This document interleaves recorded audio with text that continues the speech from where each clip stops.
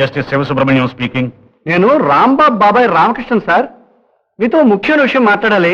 నేనేది వినడానికి సిద్ధంగా లేను. మీ అమ్మాయి భాను విషయం. ఏదైనా సరే. మీ అల్లుడు రాంబాబు విషయం అండి. ఏదైనా నేను వినేది లేదు. మద్రాసు బొంబాయి అంతా తిరిగి నేను ఇప్పుడే వస్తున్నాను sir.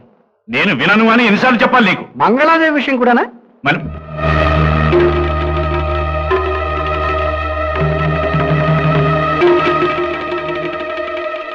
Hello hello sir, sir మీరు బతికే ఉన్నారా లేక టపా కట్టేశారా? మీరు వెంటనే ఇక్కడికి రండి. భాను ఇంట్లో లేదా సార్? లేదు, గుడికి వెళ్ళింది. అనుకున్నాను. భాను ఇంట్లో ఉంటే మంగళాదేవి విషయం మాట్లాడడానికి నన్ను ఇంటికి రమ్మంటారా? మీరు త్వరగా ఇక్కడికి వస్తున్నారా లేదా? ఫోన్లో దూరం రమ్మంటారా సార్? కొంచెం ఆగండి సార్, వెంటనే వచ్చేస్తున్నాను.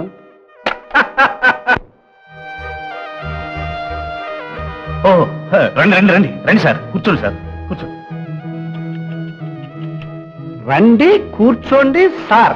ఆహా, ఆ రోజు గెటౌట్ అన్న ఈ నోటితోనే మర్యాద. ఏమైనా మంగళాదేవి మహిమండి. చాయ్ మంగళాదేవి. ఆగండి సార్.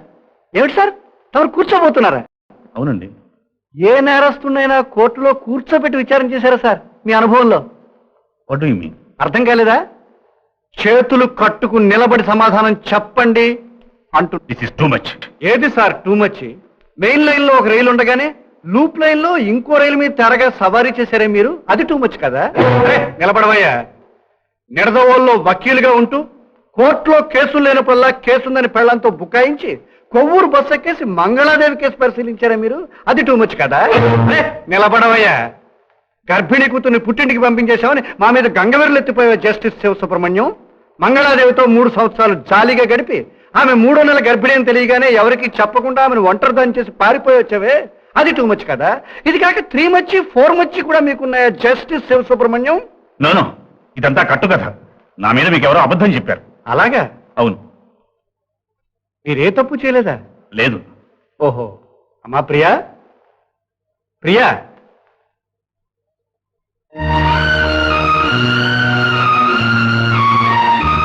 ఇలా రామ్మా. వీరేనమ్మా మహాఘనత వహించిన శ్రీ శ్రీ శ్రీ శ్రీ శివసుబ్రహ్మణ్యం గారు. ఈవిడే సార్ మీరు ఆ రోజుల్లో నాటి వదిలేసిన మొక్క. షుర్వా కమ్మి చేసుకుని కన్నీటి పువ్వులు పూస్తోంది. మా అమ్మాయి లాగానే ఉంది. విత్తు ఒకటి వేస్తే చెట్టు ఇంకోటి మొలుస్తుందా సార్? దేఖోజీ, ఈవిడే మా అమ్మ. పక్కన ఉన్న ఆయన మా అమ్మకి తాళి కట్టని భర్త.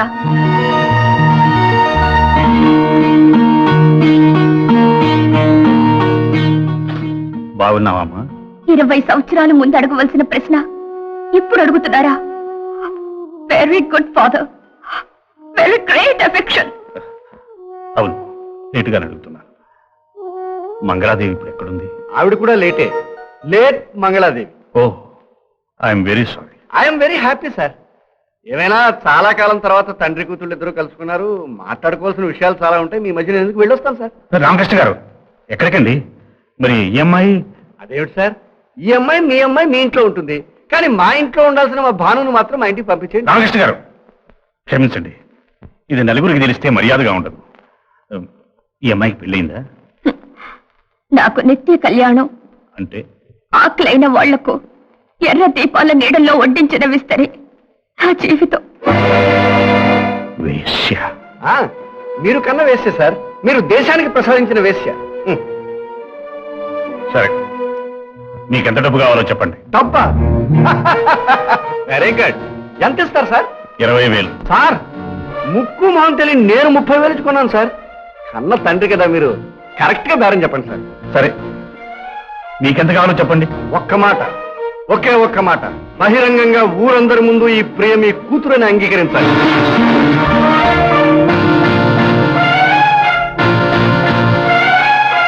ఈయనతో మనకెందుకు బేరాలు? మనం దశరథ రామి గారింటికి వెళ్ళి మాట్లాడదాం. పదండి. చూడమ్మా, నా బిడ్డ భాను జీవితం నాశనం చేసి. నేను కూడా మీ బిడ్డనే కదా సార్? కావచ్చు, కానీ నేను ఈ ఊళ్ళో పేరు మోసిన జడ్జిని. నా పరువు సంగతి ఆలోచించు. పేరు మోసిన జడ్జి గారు, మీ పేరు కాపాడుకునే అవకాశం మీకు ఇచ్చాను. మీరు వీలు కాదంటున్నారు కదా. Very good.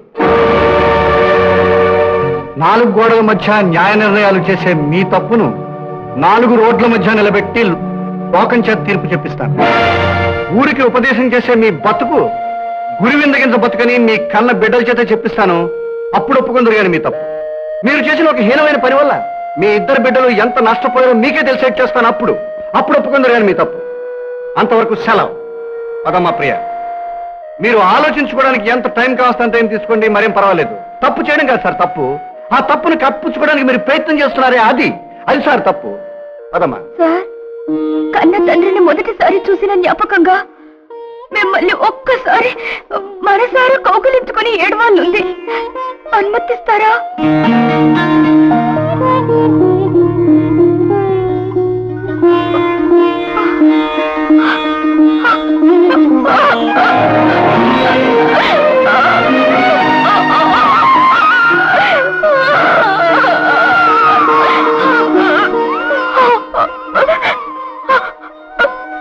ఈ అమ్మాయి మిమ్మల్ని కావలించుకుంది ప్రేమతో అనుకున్నారా? కాదండి, మీకు అసలు వెన్నెముకుందో లేదో అని కాస్త చదివి చూసింది అంతే. పదమ్మా.